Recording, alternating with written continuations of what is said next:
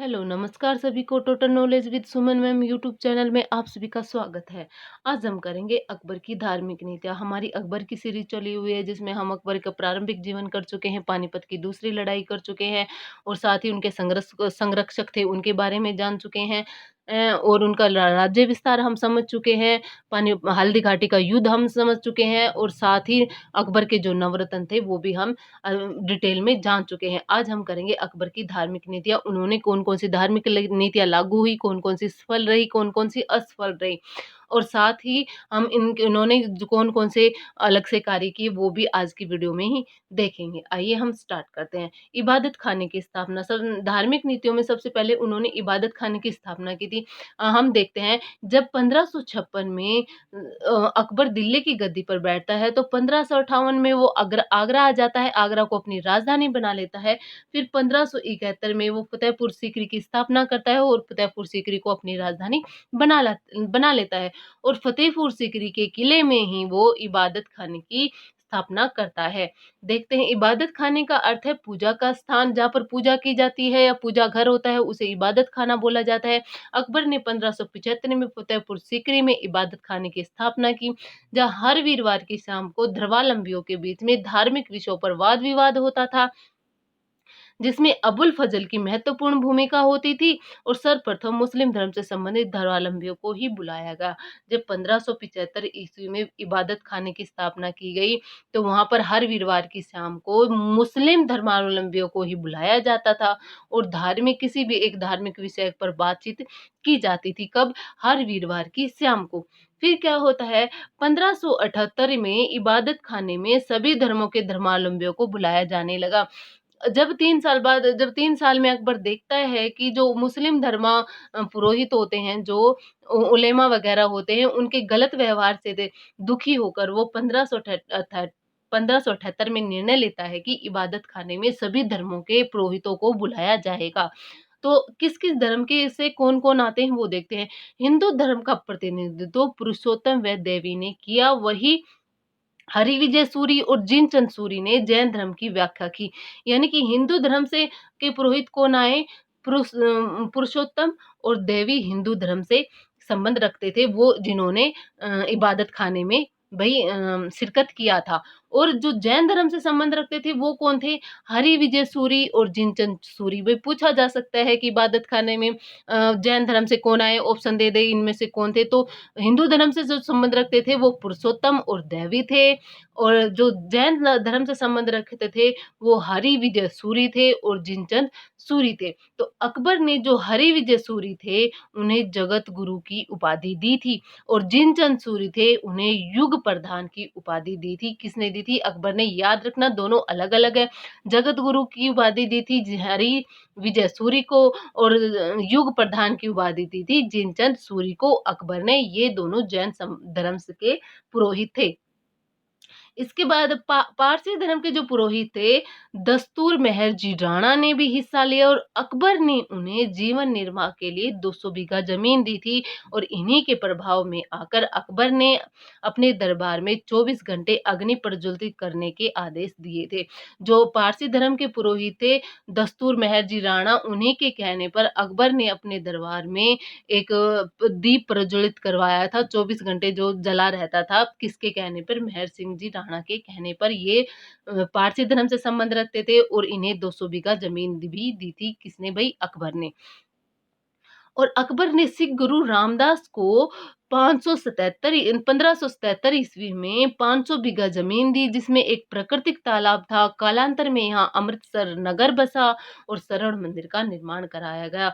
यानी कि जो आज के टाइम में जो अमृतसर का स्वर्ण मंदिर है, वहाँ की जो जमीन है 500 बीघा, वो अकबर के द्वारा दान की गई थी गुरु रामदास को, जहाँ पर अमृतसर नगर बसा हुआ है और स्वर्ण मंदिर बना हुआ है। 1577 में अकबर ने गुरु रामदास को 500 बीघा जमीन दी थी। ये अकबर की दी हुई जमीन है। फिर क्या होता है? मजहर की घोषणा। जून 1579 में अकबर ने मजहर की घोषणा की। क्या होता था? जब इबादत खाने की स्थापना की गई, पहले मुस्लिम धर्मावलंबी आते थे, फिर सभी धर्मों के लोग बुलाए गए। तो जो शाम को जो सभा होती थी, तो कभी-कभी ऐसा टाइम आता था कि किसी भी विषय पर वाद-विवाद होता था, किसी निष्कर्ष पर नहीं पहुँचा जाता था। उसके लिए अकबर ने मज़हर की घोषणा की। मज़हर का अर्थ होता है प्रपत्र, यानी एक पत्र था, जिस घोषणा के अनुसार ये था कि किसी धर्म के विषय में वाद-विवाद की स्थिति में अकबर का जो आदेश होगा वो सर्वोपरि होगा। यानी लास्ट में अगर हम किसी निर्णय पर नहीं पहुँचते थे, तो अकबर जो कहेंगे वही मतलब सही माना जाएगा, उसी को सही माना जाएगा। और जो ये प्रपत्र था, वो शेख मुबारक और उनके दोनों बेटे अबुल फज़ल और फैज़ी ने तैयार किया था। जो मज़हर की घोषणा का जो प्रपत्र था, वो शेख मुबारक, जो कि हम पढ़ चुके हैं किसमें, हम पढ़ चुके हैं इसे अकबर के नवरत्नों में, जो फैज़ी की शेख मुबारक कौन थे?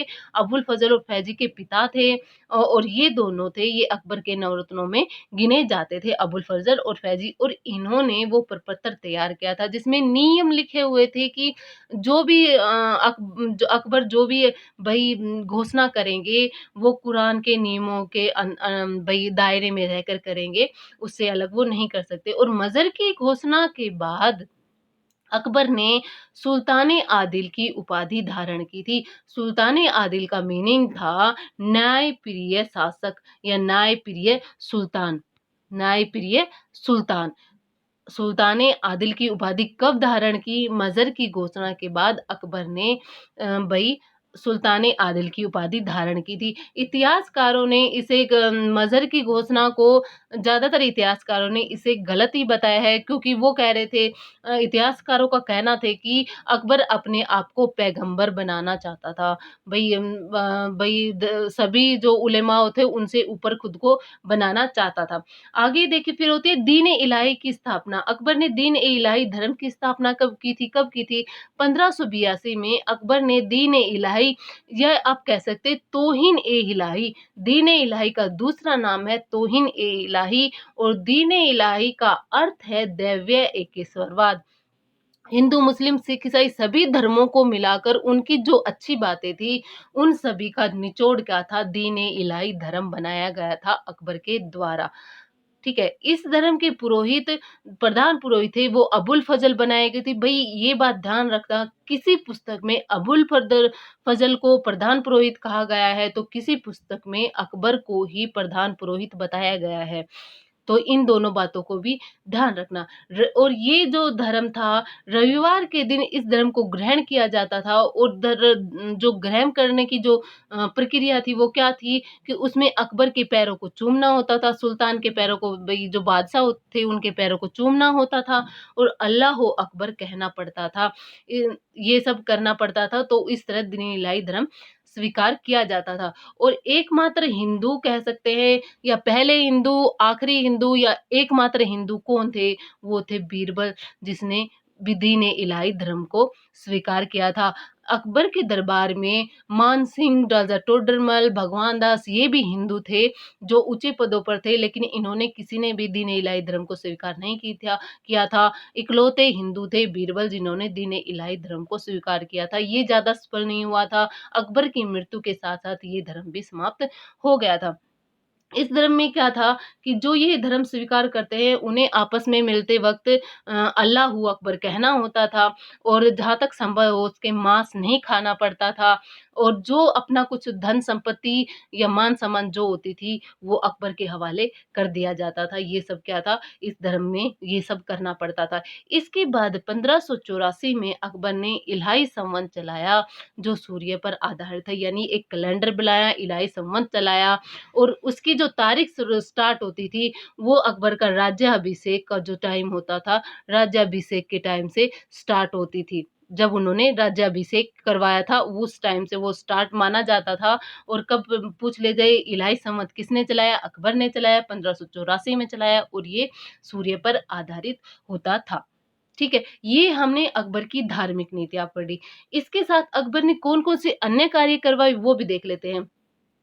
दास प्रथा का अंत 1562 ईस्वी ने अकबर ने दास प्रथा का अंत कर दिया था। क्या थी दास प्रथा? भाई जब युद्ध होते थे और युद्ध में जिन सैनिकों को जो शत्रु दल के सैनिक होते थे उन्हें बंदी बना लिया जाता था और उनकी जो औरतें और बच्चे होते थे उन्हें बेच दिया जाता था। ये थी दास प्रथा और इसका अंत अकबर ने किया था 1562 में। उसके बाद क्या हुआ करवाया था? हरम दल से मुक्ति 1562 में अकबर ने अपने आप को हरम दल से मुक्त कर लिया था। ये हम पढ़ चुके कैसे उन्होंने अपने आप को हरम दल से मुक्त किया था, संघर्षकों से मुक्त हुआ था और सब शासन चलाना शुरू किया था। ये हम अकबर के संरक्षक की वीडियो में पढ़ चुके हैं। तीसरा है तीर्थ कर जो तीर्थ यात्रा कर होते थे उन्हें समाप्त किया था 1563 में अकबर ने समाप्त कर दिया था। जजिया कर समाप्त। जजिया कर क्या होता था उस टाइम में? मेनली जजिया पढ़ते हैं जजिया कर गैर हिंदुओं द्वारा, लेकिन आज हम डिटेल में मैं आपको बता देती हूँ जजिया कर क्या था।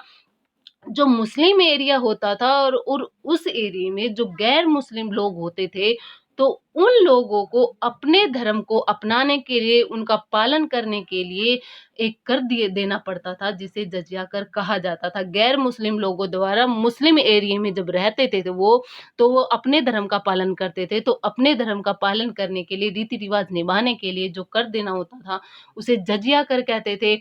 और 350 साल बाद 350 साल बाद इस कर को समाप्त किया गया था। किसने समाप्त किया था? माफ कीजिएगा भाई, इसे समाप्त किया था अकबर ने 1564 ने अकबर ने समाप्त किया था। ये सबसे पहले किसने लगाया था? ये सबसे पहले लगाया था भाई आपका मोहम्मद गजनवी ने सिंध प्रांत के देवल में लगाया था। सबसे पहले मोहम्मद गजनवी ने लगाया था, सिंध प्रांत के देवल में लगाया था। उसके बाद मेनली जो बात आती है वो आती है फिरोज शाह तुगलक की, जिन्होंने ब्राह्मणों पर भी जजिया कर लगा दिया गया था। और सबसे पूछ लिया जाए कि माफ कीजिएगा भाई, अगर पूछ लिया जाए कि ये कर हटाया किसने था तो मुगल वंश के जो पूछ लेते कि मुगल वंश के किस शासक ने इस कर को हटाया था तो अकबर ने सबसे पहले इस कर को हटाया था, जजिया कर को। और अगर पूछ लिया जाए किस मुस्लिम शासक ने हटाया था, अगर ये पूछ लिया जाए कि किस मुस्लिम शासक ने इसे हटाया था तो ये हटाया था जैनुब अबलुद्दीन। ये कौन थे? कश्मीर के शासक थे जिन्होंने सबसे पहले जजिया कर हटाया था। और मुगल वंश के जो शासक पूछ लिए जाए तो वो थे अकबर ने हटाया था। और जैनो अबलुद्दीन थे, उन्होंने कश्मीर में हटाया था, जिन्हें कश्मीर का अकबर के नाम से भी जाना जाता है। और क्या करवाया था भाई अकबर ने पंजाब में गो हत्या पर रोक लगा दी थी और विधवा विवाह को कानूनी मान्यता दी थी। और साथ ही लड़के व लड़कियों के विवाह की जो उम्र थी, लड़कों की उम्र 16 कर दी गई थी और लड़कियों की उम्र 14 वर्ष निर्धारित कर दी गई थी। विवाह की 16 व 14 वर्ष निर्धारित कर दी गई थी। फतेहपुर सीकरी की स्थापना की व राजधानी बनाया। कब बनाया? 1571 में। 1556 अकबर 1556 में वो गद्दी पर बैठता है। 1558 में वो आगरा आता है, आगरा को राजधानी बनाता है। 1571 में वो फतेहपुर सीकरी में आता है। माफ कीजिएगा भाई, 1571 में वो फतेहपुर सीकरी आती है, फतेहपुर सीकरी को राजधानी बनाता है।